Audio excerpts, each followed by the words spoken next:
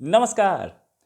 American intelligence community की annual threat assessment report आई, जो कि अमेरिकी संसद के सामने यानी कि कांग्रेस के सामने पेश की गई। और उसमें office of director of national intelligence, जिसे बोलते हैं ODNI, उसने बोला कि प्रधानमंत्री नरेंद्र मोदी की लीडरशिप में इंडिया पाकिस्तान से किसी भी खतरे को या किसी भी परसीव्ड खतरे को, मतलब इंडिया को लगता है यहां से खतरा आ सकता है उस पर, या किसी भी आतंकी हमले को, या कश्मीर में कोई भी गड़बड़ फैलाने पर प्रधानमंत्री नरेंद्र मोदी के लीडरशिप में एक अटैक यानी कि हमला पाकिस्तान पर हो सकता है।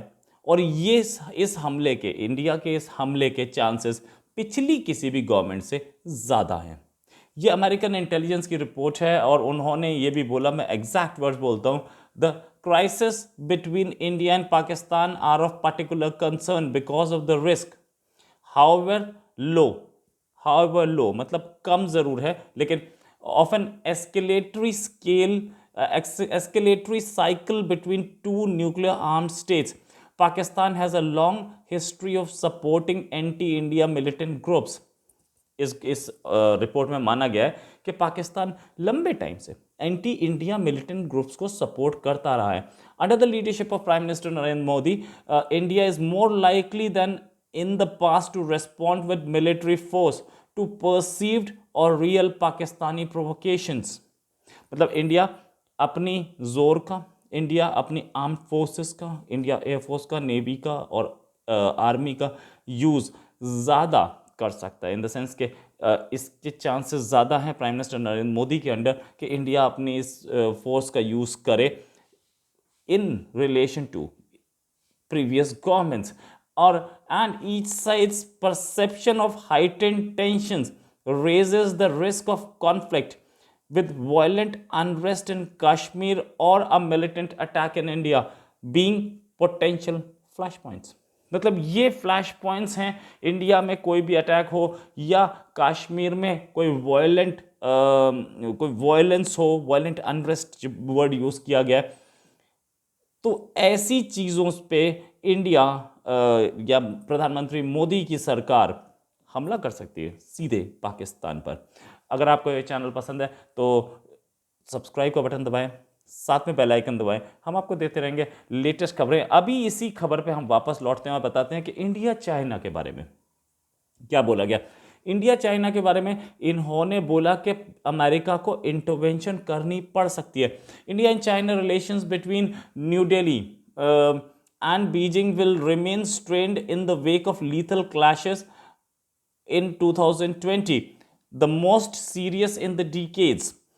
We assess that the expanded military posture by both India and Pakistan along the disputed border elevates the risk of armed confrontation between the two nuclear powers that might involve direct threats to US persons and interests and calls for US intervention. Clearly लिखा हुआ है। साथ में previous stand-ups have demonstrated that persistent low-level friction on line of actual control has the potential to escalate swiftly. मतलब कोई भी friction है वो swiftly, बड़े आराम से, बड़े लेवल पे बन सकती है खतरा। तो इसको इनफैक्ट मैंने आपको ये जो रिपोर्ट है ये मैंने डिस्क्रिप्शन में डाल रहा हूँ, आप इस रिपोर्ट को देख सकते हैं। पूरी 31 पेज की रिपोर्ट है, लेकिन इंडिया के लिए 2 ही पैराग्राफ है जो मैंने आपके सामने पढ़ दिए। बाकी ये भी बोला गया कि व्लादिमीर पुतिन को इसकी कोई उम्मीद नहीं थी कि पूरी वर्ल्ड से ऐसा रिएक्शन आएगा, खास तौर से जिस तरीके का स्ट्रॉन्ग रिएक्शन आया है सैंक्शंस के रूप में। अमेरिका ने ऑयल भी इंपोर्ट बंद कर दिया है रशिया से, इकोनॉमिक सैंक्शंस चल ही रहे हैं, स्विफ्ट से बाहर कर दिया है, अमेरिकन कंपनीज एक एक करके पुल आउट कर रही हैं रशिया से। तो इस तरीके का रिएक्शन की उम्मीद नहीं थी। साथ में director of national intelligence Avril Haines ने यूएस कांग्रेस को बताया कि जिस तरीके का रेजिस्टेंस यूक्रेन दे रहा है रशिया को, इस तरीके का रेजिस्टेंस भी पूरी वर्ल्ड ने उम्मीद नहीं की थी। बड़ा स्ट्रॉन्ग रेजिस्टेंस दिया जा रहा है और यूक्रेन के इनफैक्ट इसका पूरा पूरा एम्फेसिस यूक्रेन वॉर पे था।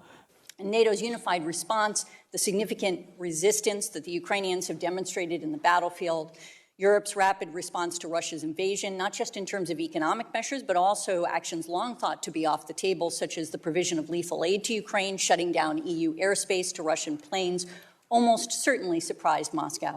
In particular, while Putin probably anticipated many of the current sanctions to be imposed when he weighed the cost of the invasion, we judged that he did not anticipate either the degree to which the United States and its allies and partners would take steps to undermine his capacity to mitigate Western actions, or the pullback from Russia initiated by non-state actors in the private sector.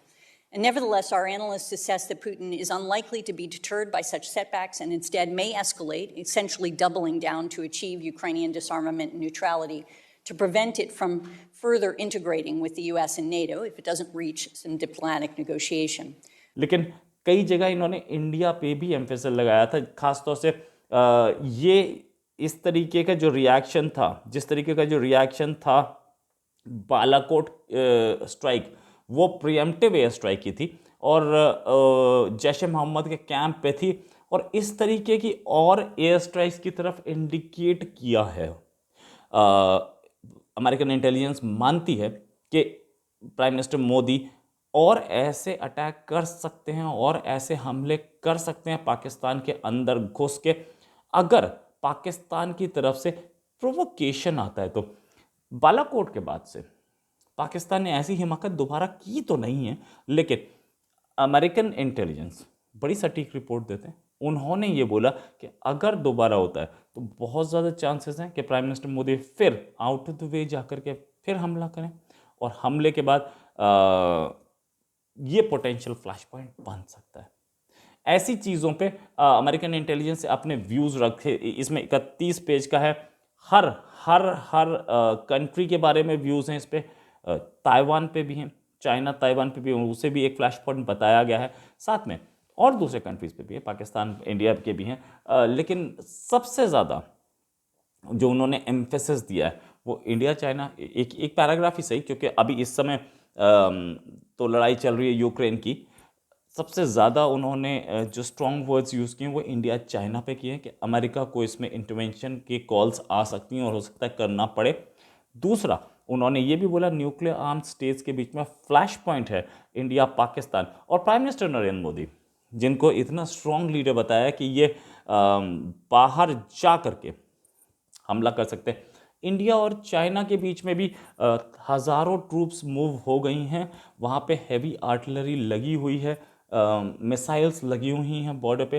तो इसका मतलब prime minister Modi अपने eastern front पे, या जैसे बोले कि northern front पे भी कहीं झुकते तो नहीं दिख रहे हैं, बहुत स्ट्रॉन्ग एक्शन लेते दिख रहे हैं। और अमेरिका को ये बात बहुत क्लियर पता है कि मोदी झुकने वाले तो नहीं हैं। मोदी कहीं बहुत जैसे बोलते हैं बहुत स्ट्रॉन्ग एक्शन लेने वाले प्राइम मिनिस्टर हैं। इस रिपोर्ट में इस चीज़ का खुलासा बहुत क्लियर किया गया। साथ में इस रिपोर्ट में ये भी बोला गया कि रशिया जो है वो अपनी जो उन्होंने अटैक किया है इसको अब एस्केलेट कर सकता है। अभी भी तो इनफैक्ट एक खबर और भी आई कि मर्सनरीज यूज़ कर रहे हैं, वो सीरिया के मर्सनरीज यूज़ कर रहा है रशिया यूक्रेन में अंदर घुसने के लिए। अब मर्सनरीज क्या होता है? मर्सनरीज वो होते हैं जो कि भाड़े के लिए लड़ते हैं, पैसे के लिए लड़ते हैं। तो आप उनको कोई फ़र्क नहीं पड़ता है कि कौन सी साइड सही है, कौन सी साइड गलत है, या किससे हमारे ट्रेडिशनल रिलेशंस थे, किससे नहीं थे। सीरिया के लोग वहाँ जाके पैसे के लिए अंदर घुसेंगे और लड़ेंगे। तो ये भी एकदम साथ साथ ये दो खबर आई हैं, इनकी रिपोर्ट है वो भी और मर्सनरीज वाली खबर भी, दोनों साथ साथ आई हैं। तो इससे लगता है कि इनकी जो असेसमेंट है वो बहुत सॉलिड है। और साथ में ये भी कि ये जो यूक्रेन वॉर है इसको डीएस्केलेट अभी तो करने के मूड में नहीं है व्लादिमीर पुतिन। इसी के साथ एक और खबर के साथ फिर हाजिर होंगे। नमस्कार, जय हिंद।